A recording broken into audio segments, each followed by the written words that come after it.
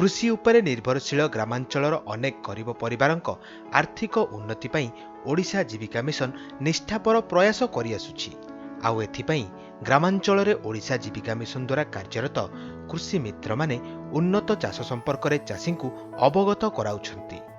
नियमित व्यवधान रे कृषि मित्र माने चाषींक पाखरे पहुंची सेमानंकु जैविक फसलर आवश्यकता एवं जैविक प्रणाली रे शस्य उत्पादन और रोगपोक परिचालना संपर्क रे अवगत कराउछन्ति। कृषि मित्र माने चाषी मानंकु वार्षिक शस्य योजना प्रस्तुति सांगकु पनीपरिबा उद्यान कृषि महुमाछी पालन आदि पई उत्साहित करुछन्ति।